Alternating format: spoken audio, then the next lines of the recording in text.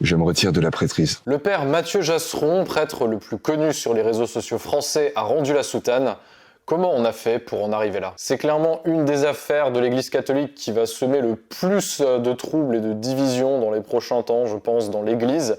C'était important qu'on en parle, surtout pour sortir de ce schéma très caricatural qu'on peut voir depuis plusieurs années en fait sur ce prêtre, à savoir d'un côté un prêtre progressiste qui arrive à parler à beaucoup de gens que l'Église n'arrive pas à toucher, qui arriverait à faire progresser les choses et qui serait martyrisé par une institution et par des intégristes qui ne le comprennent pas. Et de l'autre, celle d'un prêtre qui n'écoute rien ni personne, qui n'en fait qu'à sa tête, qui mènerait l'Église vers la perdition et qui enseignerait de fausses doctrines. Et avec au milieu l'Église, c'est-à-dire vous et moi, si vous êtes croyants, qui toutes les raisons de s'inquiéter parce que cette affaire, elle soulève beaucoup de problèmes, beaucoup de problématiques qui vont bien au-delà du cas de ce prêtre, aussi médiatisé soit-il. Et qui me fait poser cette question, comment on en est arrivé là, à autant de douleurs, de divisions, de fractures, avec un profil qui sème autant le trouble dans l'Église. Car pour rappel, le père Mathieu est un jeune prêtre, celui-ci a été ordonné seulement en 2020, il n'a donc que 4 années de prêtrise derrière lui, mais il a très rapidement fait le buzz sur les réseaux sociaux, ce qui fait qu'il n'a pas vraiment connu une carrière de prêtre sans avoir une exposition médiatique au moins assez importante. Et surtout des vidéos qui lui auront valu énormément de reproches, notamment sur la question du sacré qui était pour beaucoup dévoyé dans ses vidéos, comme on peut le voir avec cette vidéo où il tend un chien sur la chair, ou bien sur cette caricature de platine avec les objets du culte. Mais aussi pour ses nombreuses prises de position, que ce soit sur la question de l'homosexualité ou bien sur le diable, l'enfer, et qui en sont venus à ce paradoxe où le prêtre le plus suivi de France était également un de ceux qui étaient le plus souvent recalés par l'institution sur de nombreux points dogmatiques. Médiatisation qui n'a pas été arrangée par le fait que la plupart des médias traditionnels, pour inviter un prêtre jeune et dynamique, allaient donc forcément choisir le père Mathieu, ce qui rajoutait à l'hystérisation du débat au sein de l'Église,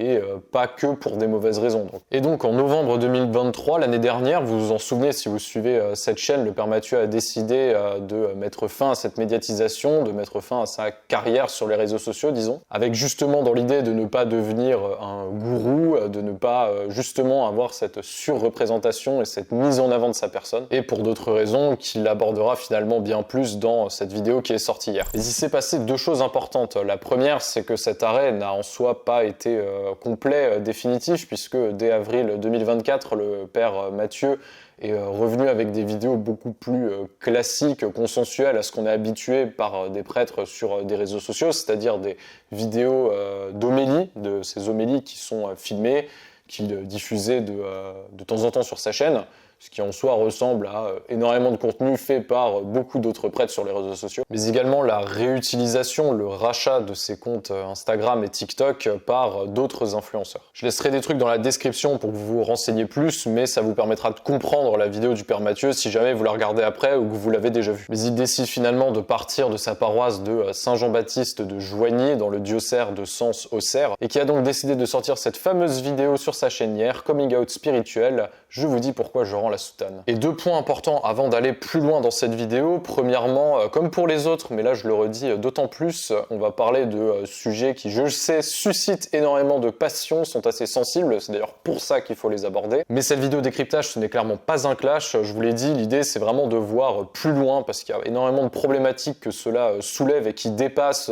celles du père Mathieu ou bien du pauvre journaliste catholique que je suis. Et d'ailleurs, si tu vois cette vidéo, Mathieu Jasseron, je serais vraiment ravi de pouvoir échanger avec toi sur ces différents sujets qui seront abordés dans cette vidéo, parce que tu verras avec tout le monde que je cherche vraiment à voir, à comprendre de quoi notre Église est malade aujourd'hui. Et parce que toutes les polémiques qu'il y a dans l'Église, notamment autour de ta chaîne, de tes propos, je trouve que c'est assez symptomatique de nombreuses problématiques qu'il y a actuellement dans notre Église en France. Et deuxième point important, dans sa vidéo, le père Mathieu fait de nombreuses accusations voilées contre différentes personnes, notamment des évêques ou d'autres prêtres. C'est pas du tout de mon ressort de dire si ces accusations sont fondées ou non. Je respecte en tout cas absolument ce que celui-ci dit, parce que surtout avec ce qui se passe dans l'Église, qui est d'autant plus grave d'ailleurs, le père le dit très bien, que ce qu'il a vécu. J'estime que toutes les paroles doivent en tout cas être respectées, mais évidemment, présomption d'innocence, vous savez tout ça. En tout cas, ce sera vraiment pas le débat central ici. Mais voilà donc la première question que je me pose et qui n'est clairement pas la plus élogieuse pour le père Mathieu pour le coup. Pourquoi une vidéo? Au vu de ce que dit le père, pour vendre un livre. Ces prochains jours, je vais peut-être avoir la chance d'être reçu sur quelques plateaux télé, radio, ou peut-être que vous allez pouvoir voir des articles dans les journaux pour la sortie de mon nouveau livre. Et s'il n'y avait pas eu tout ça, j'aurais sûrement pas fait cette vidéo. Très problématique, parce que ce livre, ce n'est pas le dévoilement des fameux scandales dont il parle dans sa vidéo, mais bien la promotion de son ouvrage mystico-spirituel philosophique. Revenir 11 mois après pour s'adresser sur les réseaux sociaux, annoncer quitter l'église, pour quand même avoir le père Mathieu Jasseron sur la couverture, et au final tout de même dire qu'on la quitte et pour faire la promotion de son livre, bancal. Parce qu'on est d'accord que sur des questions purement morales, et ça je pense que je mettrai d'accord tout le monde, même en dehors de l'église, ça se fait pas de faire une communication marketing sur un divorce. Une comparaison avec le mariage qu'il fait lui-même dans sa vidéo et qu'il ne fait quand même malgré tout pas jusqu'au bout parce qu'il dit que oui, deux personnes séparées restent mariées malgré tout, mais aux yeux de l'église, deux personnes qui divorcent même devant la loi restent mariées malgré tout. Et du coup, la première question qu'on a à se poser, peu importe ce qu'on pense du père à la base, est-ce qu'il a vraiment quitté les réseaux sociaux? Est-ce qu'il a vraiment voulu se débarrasser de cette image, de cette aura qu'il avait eue ces dernières années? Quelle image de toi cherches-tu à construire? Tu ne veux pas être un gourou, tu ne veux pas être un prédicateur de l'église, mais malgré tout, tu te sers d'une vidéo qui parle de ce divorce prononcé avec l'église catholique pour vendre un de tes livres qui parle de philosophie et de spiritualité. Livre qu'évidemment j'ai pas lu, mais qui d'après la présentation serait une sorte de mélange entre différentes spiritualités, ce qui n'a honnêtement rien de quoi rassurer, surtout pour des personnes qui se sont pour beaucoup attachées à toi par le fait que tu es prêtre et qui t'ont connu comme ça, et qui du coup pourrait rapidement avoir un mélange des genres entre ce que dit l'Église et ce que dit Mathieu Jasseron. Parce que c'est bien ça le problème central. C'est l'Église qui a fait le père Mathieu Jasseron en premier lieu. Alors certes, il le dira mieux que personne, elle lui a mis des bâtons dans les roues au bout d'un certain moment. Combien de fidèles, d'autres prêtres se sont opposés à lui? Pourquoi est-il connu? Pourquoi est-il mis en avant dans les médias? Mais parce que c'est un prêtre, que c'est un des représentants de l'Église catholique, qu'il est ordonné. Et pourquoi lui était-il invité en particulier dans beaucoup de médias mainstream? Eh bien, parce que ses propos, son caractère, ce qu'il dégageait, était beaucoup plus consensuel. Mais il en reste, et là il n'y a pas de jugement, c'est un fait, que le père Mathieu n'aurait jamais eu cette popularité s'il n'avait pas été prêtre. Parce que je vous assure que comme laïc, on n'a pas les mêmes armes, on n'a pas la même aura. Alors je suis d'accord, il doit rien aux évêques, aux prêtres ou aux fidèles personnellement en tant que tel, c'est normal. Mais ils le doivent à ceux qui le suivent, à ceux qui lui ont fait confiance et qui l'ont connu parce qu'il est prêtre et qui lui ont accordé ce crédit, cette confiance, par le fait qu'il fasse partie de cette institution. C'est peut-être de la maladresse ou une mauvaise stratégie, j'en sais rien, mais en tout cas la première chose qui ressort avec la simple existence de cette vidéo qui parle de ce livre, c'est vraiment, je cherche à partir avec cette célébrité que j'ai eue en étant prêtre, et à la conserver en n'étant plus dans les ordres. Même si, encore une fois, il est important de le rappeler, ce sera toujours, malgré tout, le père Mathieu Jasseron, malgré tout, même si celui-ci décide de quitter l'église, car comme pour le baptême, c'est un sacrement qu'on ne peut pas enlever comme ça. Traduction, on est prêtre pour la vie. Si je quitte l'église aujourd'hui, ou plus exactement ma fonction de prêtre, je pense que c'est pour ça avant tout.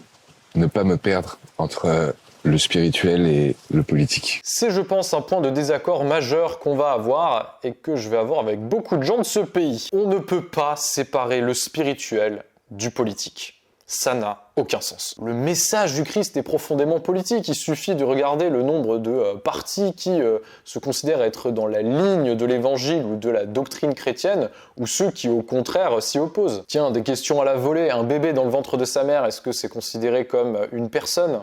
Est-ce que c'est considéré comme un enfant de Dieu, du coup, pour la religion ? Où s'arrête l'évangélisation et commence le prosélytisme? Peut-on s'opposer à des lois ou alors à des devoirs pour des préceptes religieux? Voilà, avec ces trois questions qui sont des questions spirituelles, eh ben, on voit qu'il y a des conséquences profondément politiques selon la manière auquel on y répond. Maintenant, parlons des scandales. Les faits qu'il décrit dans sa vidéo, encore une fois, je vous invite à aller la regarder pour vous faire votre propre avis, sont quand même assez graves. Pas du niveau des accusations d'agression sexuelle envers de trop nombreux prêtres, mais tout de même assez choquants. Je me suis fait molester et agresser physiquement par un évêque. J'ai subi la pression des services secrets des renseignements territoriaux pour me voir interdire de me rendre à un rassemblement d'église, juste parce que ma présence suscitait une certaine peur auprès de certains prélats que je risque de dévoiler quelques scandales. Avec bien entendu la promesse que si je m'y rendais, je me ferais embarquer. Je me suis fait révéler dans la presse un secret équivalent à un secret de confession que j'avais confié à un archevêque. Et qui, je pense d'ailleurs, est une bonne manière de montrer que ce n'est pas parce qu'on est dans l'institution de l'Église qu'on ne peut pas être soi-même victime d'abus. On n'arrête pas de dire que les prêtres, les évêques peuvent être des abuseurs. Oui, effectivement, c'est le cas, d'autant vu leur position. Mais ça peut également être des témoins, voire des victimes de différents abus spirituels, sexuels ou physiques, et qui mérite tout aussi bien d'être écouté et défendu. Je suis pour ma part vraiment chrétien croyant depuis l'adolescence, et je pensais pas découvrir autant d'horreurs lorsque je me suis plongé à plein pied dans le journalisme, plus particulièrement le journalisme autour du monde chrétien. Et j'en ai vu et entendu des trucs horribles. J'ai moi-même rencontré des prêtres et des évêques qui, plus tard, ont été accusés d'agression sexuelle. J'ai heureusement pas vécu des choses directement, mais je connais beaucoup d'amis proches qui ont été victimes de personnes dans l'église. Et pourtant, je me sens toujours plus catholique avec les années qui passent. Et c'est justement à cause des personnes que tu décris, Mathieu, dans ta vidéo. De ces cathos du quotidien qui vont faire des maraudes parce qu'ils pensent que c'est une action qui peut plaire à Dieu et qui sont trop heureux de faire ça également pour leurs prochains. De ces personnes qui s'efforcent d'accueillir quelqu'un qui est isolé, qui vont rendre visite à des personnes malades, des personnes âgées, voire à des aumôniers qui vont en prison, comme récemment j'en ai rencontré. Cette armée de pécheurs qui fait de son mieux pour suivre les enseignements du Christ, en fait, c'est ça l'Église. C'est d'ailleurs pour ça que je trouve très dommage, comme dans cette vidéo, de séparer l'Église institution de l'Église, qui serait l'Ecclésia, les personnes croyantes, tout simplement parce que les deux sont complètement imbriqués et que dans les Écritures saintes, la papauté a été instituée avec Saint Pierre, que la tradition s'est mise en place petit à petit et que, comme le dit Saint Paul dans les Écritures, chaque membre a un rôle en particulier. Certains sont plus beaux à voir que d'autres, certains sont plus mis en valeur, mais tous sont indispensables. Et que malgré tout, les institutions restent indispensables. C'est ce qui fait que la foi, la doctrine s'étend, se prolonge à travers les âges. C'est ce qui fait qu'aujourd'hui, les chrétiens, surtout catholiques, sont si nombreux. C'est aussi ce qui fait que l'on peut s'organiser pour diffuser le message du Christ, que ce soit à travers l'évangélisation, ou à travers des actions de charité. Et c'est d'ailleurs pour ça que c'est d'autant plus gerbant d'avoir des personnes dans l'Église qui abusent de leur autorité et qui s'en servent pour commettre des atrocités. Parce que c'est des gens qui dévoient ce qu'est le véritable message, le véritable but de l'Église, que ce soit l'institution, les personnes, de toute façon ça c'est la même chose. Et c'est d'ailleurs pour ça que je t'encourage sincèrement à aller plus loin, justement, à dénoncer justement des faits graves qui ont été commis contre toi et peut-être contre d'autres personnes. Pas parce que c'est ce qu'il faut faire, mais parce que justement, comme tu as une aura importante et que beaucoup de personnes te suivent et apprécient qui tu es humainement, je pense que ça pourrait aider beaucoup de personnes qui ont subi peut-être bien pire que toi et moi, à pouvoir également parler à leur tour. En tout cas, bon courage pour cela et merci d'en parler parce que ça fait du bien de voir également quelqu'un de connu, une tête charismatique, parler de ce sujet et montrer qu'elle peut en être elle-même victime. Mais cette histoire du Père Mathieu, ce n'est pas que l'échec d'une vocation, ce n'est pas que l'échec d'une communication, c'est bien un échec systémique de l'Église. Parce que devenir prêtre, c'est très long, très long discernement, c'est plus de 7 ans, si je ne me trompe pas, pour devenir prêtre au minimum, avec des années de réflexion avant, jusqu'au jour où l'on dit oui pour la vie. 7 ans pendant lesquels on se forme, on peut voir si on est en accord ou pas avec ce que dit l'institution, on peut voir s'il y a des points de désaccord, des questions, des tiraillements. Et attention, un échec qu'on ne peut pas mettre que sur les épaules du Père Mathieu, puisque derrière, pour discerner, il y a également ses amis en Christ, il y a ses accompagnateurs spirituels, il y a ses professeurs, il y a son évêque, enfin bref, il y a beaucoup de monde pendant des années qui peuvent poser des questions, qui peuvent émettre des doutes, et entamer un discernement pour vérifier. Alors certes, on est dans une société du déchet, une société où le principe d'engagement pour la vie est d'autant plus dur à respecter. Mais à vous qui êtes en discernement vers le célibat consacré, la prêtrise ou le mariage, n'oubliez pas que renoncer à une vocation, renoncer à une relation, à se marier, à devenir prêtre, ce n'est absolument pas un échec, c'est une étape supplémentaire et en plus beaucoup de courage à poser dans le discernement. Mais faire une promesse pour la vie et la trahir malgré soi, peu importe les raisons, ça en reste une. Mais ce n'est pas qu'un échec de discernement parce que certes, quand on voit les prises de position du père Mathieu, quand on voit que celui-ci s'est souvent justifié en disant que c'était en accord avec ce qu'il avait appris au séminaire. Quand on voit sa sincérité dans ses propos face à l'écran, on ne peut que se dire que c'est une personne honnête qui pense ce qu'elle dit, qui dit ce qu'elle pense. Mais ce sont beaucoup d'avis, d'idées de ce qu'est la vérité qui ne collent pas avec ce que dit l'Église catholique, ce qui est souvent très problématique quand on veut devenir prêtre, dispenser les sacrements et prêcher la parole de Dieu. Mais si je fais cette vidéo, c'est particulièrement à cause d'un autre grand danger qui plane sur l'Église au XXIe siècle, celle de la starification des figures chrétiennes, en particulier celle sur le web. Comme en parle le père Mathieu, regardez l'abbé Pierre pour le plus récent, Jean Vanier ou encore les frères Philippe, c'est quoi leur point commun ? Des figures charismatiques, adulées par énormément de personnes et qui finissent par devenir disruptives de l'Église institution, justement, pour au final sombrer dans ce que le dévoiement du christianisme peut faire de pire. Et je peux vous assurer que pour avoir lu les différents ouvrages sur le sujet, les lisez pas si vous êtes sensible, mais je peux vous assurer que j'ai jamais vu quelque chose d'aussi glauque de ma vie. On parle de personnalité avant même l'arrivée d'Internet et de ce que cela entraîne comme starification d'influenceurs, cathos ou non d'ailleurs, et des différents problèmes que cela entraîne. Car oui, nous chrétiens, on est des êtres humains comme les autres qui peuvent avoir les mêmes biais, les mêmes problèmes. Et ce qui est d'ailleurs encore pire qu'une star de football, un youtubeur célèbre ou un politicien influent, c'est que nous, on fait ça pour Dieu quand même. C'est quand même lui qui nous a envoyés. Attends, c'est quand même lui qui nous a choisis, hein. J'aurais pas autant d'abonnés sinon. Et puis, si j'ai des persécutions au sein même de l'Église, des gens qui disent que ce que je fais ou ce que je dis c'est n'importe quoi, c'est clairement parce que c'est des épreuves que je dois les surmonter. Nous sommes tous derrière notre écran, derrière notre caméra, pour beaucoup trop éloignés du reste de l'Église. On peut très rapidement être parasité par les stats, les commentaires, les polémiques, les comparaisons. Alors que ce qui compte en premier avant tout, c'est justement nos amis en Christ, notre famille et surtout notre relation personnelle avec Jésus. En bref, ça sert à rien d'être un bon influenceur si on n'est pas un bon chrétien. Alors que faire ?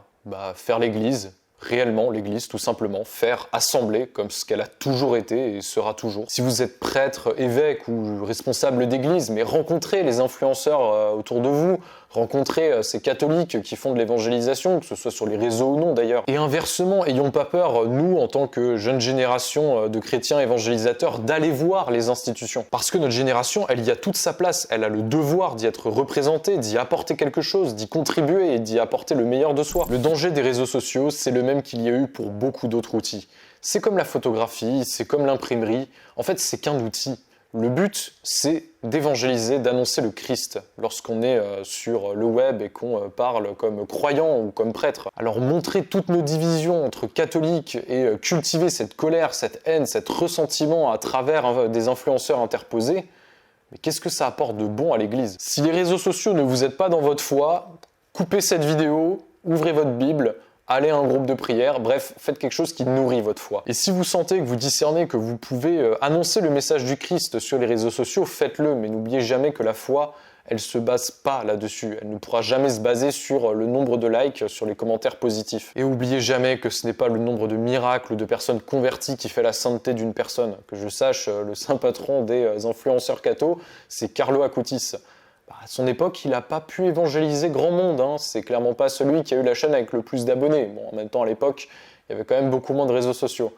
Mais pourquoi il a été déclaré saint ? Pour ses vertus, voilà, pour ce qu'il portait, pour le cœur qu'il mettait à l'ouvrage, et clairement pas pour avoir passé le million d'abonnés ou pour avoir la première place de youtubeur catholique français. C'est donc pour ça que la chose, je pense, la plus difficile à encaisser dans cette histoire, c'est qu'une personne ait pu être autant médiatisée dans l'Église au détriment du message chrétien, justement, qui a souvent été facteur de division au lieu de rassemblement, d'unité. Alors qu'il y a vraiment quelque chose à jouer sur les réseaux sociaux si toute l'Église s'y met ensemble et va évangéliser de manière collective. Il faut qu'il y ait un effort collectif pour qu'on se réunisse autant dans nos cathédrales que dans ces chapelles numériques qui se forment. Et ce travail pour les vidéastes catholiques d'être entourés, certains commencent à le faire et le font même très bien pour pouvoir s'assurer de ce qu'ils disent, pour pouvoir s'assurer d'être dans les meilleures conditions, mais également pour ne pas prendre la grosse tête et éviter cette starification justement. On parle par exemple beaucoup des premiers apôtres évangélisateurs comme Paul, mais qu'est-ce qu'il aurait pu faire sans les personnes qui les ont accueillis, qui les ont nourris, qui les ont hébergés, peut-être même qui les ont conseillés. Toutes ces personnes-là, elles ont été tout aussi utiles pour la mission que pour la personne qui a été mise à la pointe de celle-ci. En bref, je suis vraiment triste de cette séparation entre le Père Mathieu et beaucoup de gens qui le suivent et une bonne partie de l'Église. J'espère que ce n'est que partie remise et je prie vraiment pour qu'il y ait à nouveau unité dans l'évangélisation sur Internet. Alors je te souhaite de vivre pleinement cette communion avec le Christ, Père Mathieu, et je te remercie parce que tu as pu mettre en avant l'envers du décor assez difficile d'énormément d'évangélisateurs catholiques sur le web, des choses qu'on vit tous à plus ou moins forte dose. Et la leçon la plus importante, oublie-moi, oublie le Père Mathieu à la fin de cette vidéo. En fait, nous, c'est pas le plus important c'est le Christ, c'est le message de l'Église, c'est la Bible. Tout ça, ça peut pas être incarné en une autre personne que Jésus-Christ. Mais en tout cas, avec les autres, avec tes frères et sœurs en Christ, tu peux petit à petit devenir la meilleure version de toi-même, c'est-à-dire celle que Jésus veut pour toi. Salut!